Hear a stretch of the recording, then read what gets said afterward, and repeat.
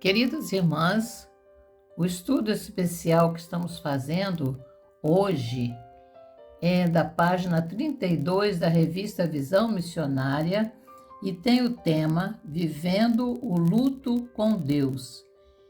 Esse estudo foi preparado pela psicóloga clínica Mariluce Nardelli Vandermuren Marucci, uma serva do Senhor que tem desenvolvido projetos especiais na cidade de São Paulo, e ela desenvolveu esse estudo para nós, fez um resumo do estudo para nós, e eu gostaria de pedir às irmãs que, se conhece alguém que está passando por um período de luto ou que passou por um momento de luto, está precisando de alguma ajuda espiritual, todos nós precisamos, repasse para elas, repasse para outras pessoas, para que possam também receber essa ajuda espiritual vinda de Deus para os nossos corações. Vivendo o luto com Deus. Revista Visão Missionária, da página 32. Vamos aproveitar esse estudo e vamos repassar para outras pessoas. Deixe lá o seu joinha lá no YouTube, para que o YouTube possa ver que nosso estudo é relevante. Que Deus nos abençoe.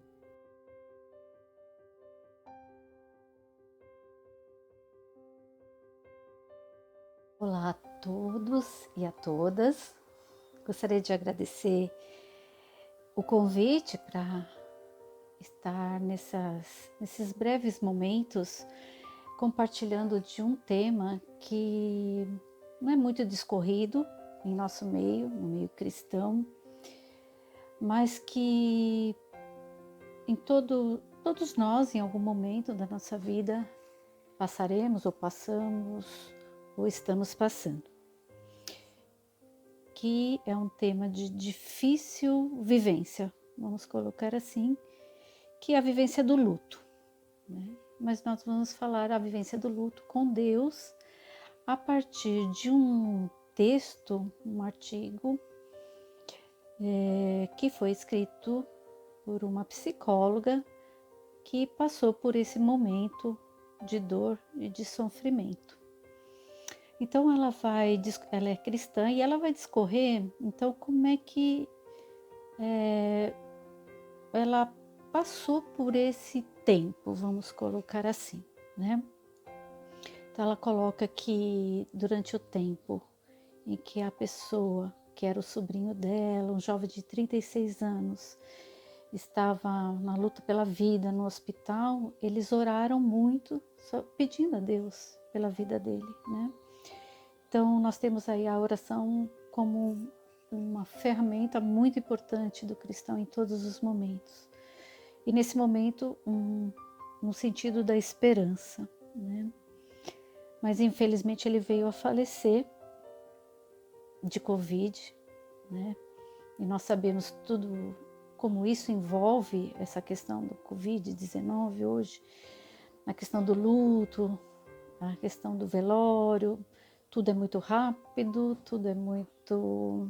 tem que ser muito sem preparativos, mas ela coloca que na noite, né, quando ela esteve junto à irmã dela, porque quem faleceu foi o sobrinho, que era filho da irmã, né, ela teve alguns momentos, então, que eu vou também compartilhar com vocês. Mas ela fala assim que só quem ama sofre, né? E isso é muito importante. O sofrimento, né? E ela coloca assim que quanto mais se ama, mais dor, né? E que então o luto é o preço do amor, né? E que assim esses momentos, os primeiros momentos, eles são mais impactantes, né?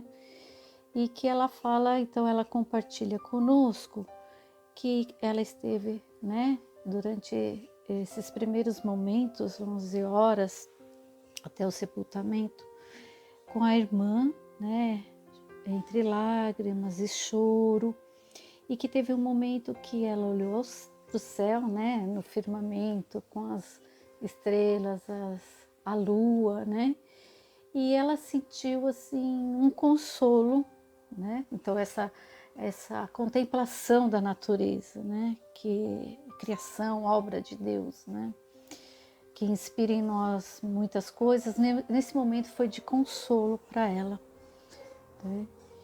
E ela lembrou, né, dentre tantas promessas, que no céu não há dor, não há choro, é lugar de paz, e ela vai discorrer, né, que ela lembrou de várias promessas, e que uma delas é que Deus guardará em perfeita paz, né, aquele cujo propósito está firme nele, né, porque confia em ti. Então essa questão, né, atrelada do consolo e da confiança, ela traz muito presente isso no texto, né, e que nesse momento ela sentiu, né, esse sussurro do Espírito Santo, de Deus, falando que ele era filho dele, né, essa pessoa que havia falecido. Então ela coloca que diariamente nós temos muitas batalhas, né, e que nós precisamos e devemos, talvez, de fato, cremos na soberania de Deus em todos os momentos, em todos os aspectos e em todos os fatos da nossa vida, né? E aí ela cita uma outra promessa de Deus, que Deus, que é de Jeremias, né? Que Deus que conhece os planos que tem para cada um de nós, né? Então ela vai enfatizar muito essa questão das promessas. Então, durante todo o texto, ela vai nos trazer as promessas, né? Então é assim, como o Espírito Santo de Deus traz, né, para o nosso consolo, para o nosso alívio, né, dessa dor,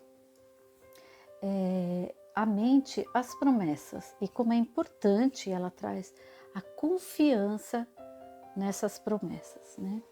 E aí ela vai também nos falar dos estágios do luto, né? Que existiu, né, uma psiquiatra chamada Elizabeth Kubler-Ross, que ela vai falar, então, quais são os estágios do luto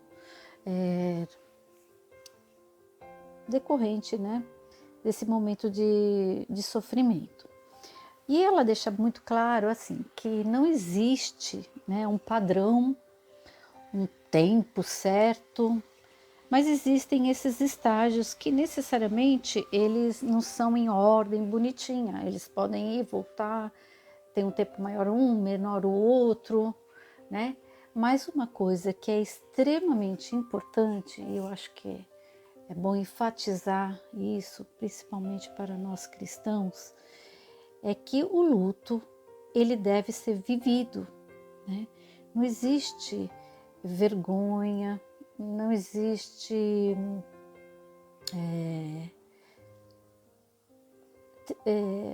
algo que impeça, somente nós mesmos, né? Não queremos passar por algo que é natural de quem ama, não é mesmo? De quem perdeu algo precioso. Então, passar por isso, né? Por esses estágios, de forma alguma diz respeito a ser ou não ser cristão. Faz parte da existência humana passarmos por isso. Então ela vai falar, essa teórica, que o primeiro estágio é o da negação, né? Em geral você fala, não é possível, isso não pode ter acontecido, eu não acredito, isso deve ser um engano, enfim, são frases, sentimentos, atitudes que denotam que a gente não está aceitando aquilo de forma alguma, como se aquilo não existisse. Depois, passando nós temos um estágio chamado raiva, onde nós temos frases como eu não merecia isso, ou tal pessoa não merecia isso, e de muita raiva, de muitos questionamentos, muitas revoltas, inclusive contra Deus, muitas vezes. Aí vemos estágio da barganha, né? Então nós começamos a barganhar com Deus, né? Então se eu fizer isso, ou me comportar, ou der, ou realizar tal coisa, o Senhor me poupa de tal sofrimento, ou poupa tal pessoas desse sofrimento. Depois vem um estágio que a gente chama de depressão, né? Que é um estágio onde, em geral, a pessoa fica mais isolada, fica numa tristeza mais profunda, mais, assim, reflexiva, né? Uma quietude mesmo, né? Que não é uma depressão enquanto doença, mas quanto um estágio somente.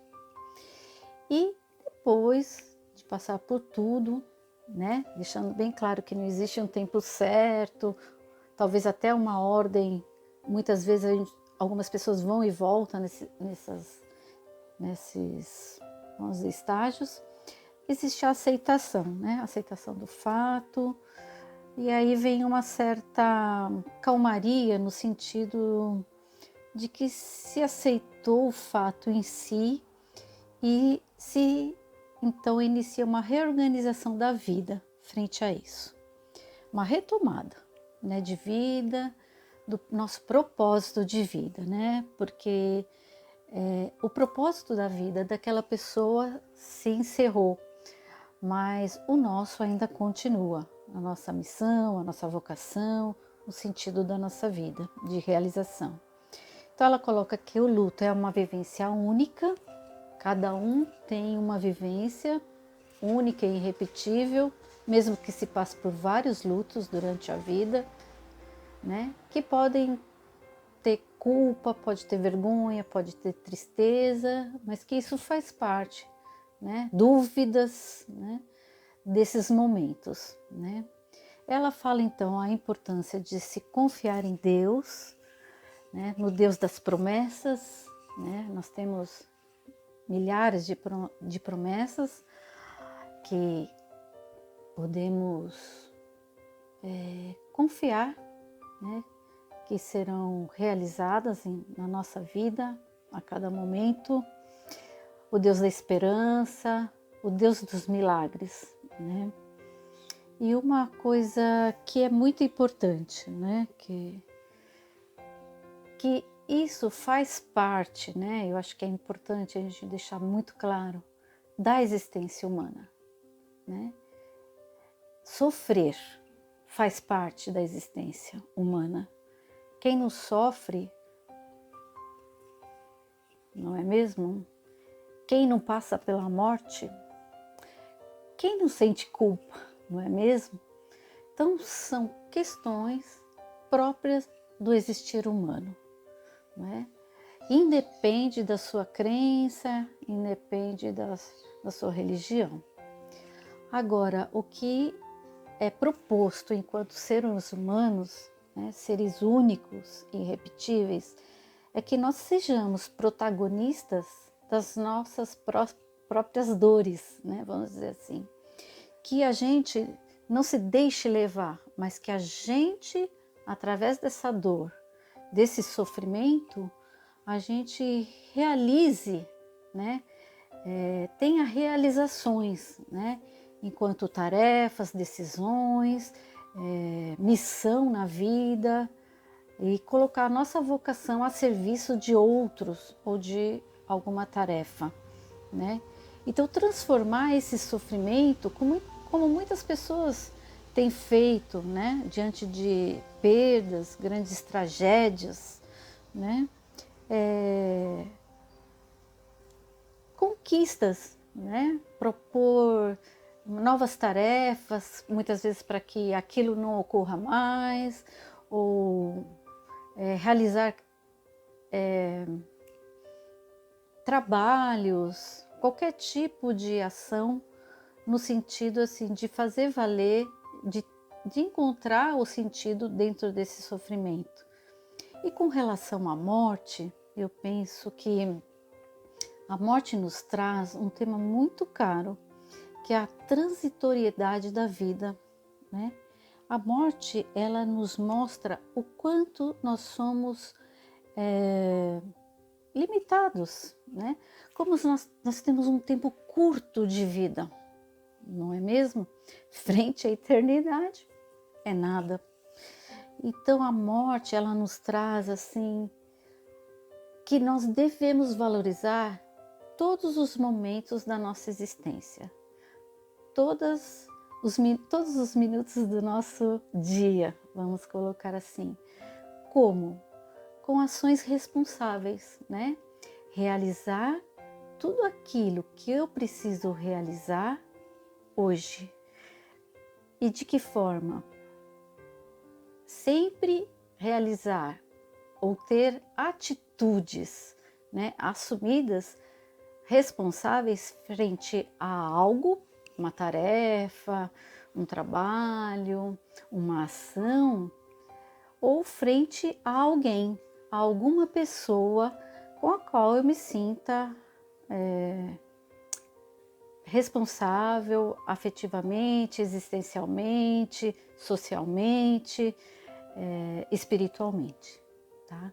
Então é isso que eu gostaria, essa breve explanação, com um breve convite para que todos nós então possamos, né, ao longo da nossa vida, termos isso presente, principalmente com relação à confiança nas promessas de Deus, para passarmos por esses momentos de luto, de dor e de sofrimento frente à morte de alguém que amamos, tá bem? Muito obrigada pela oportunidade.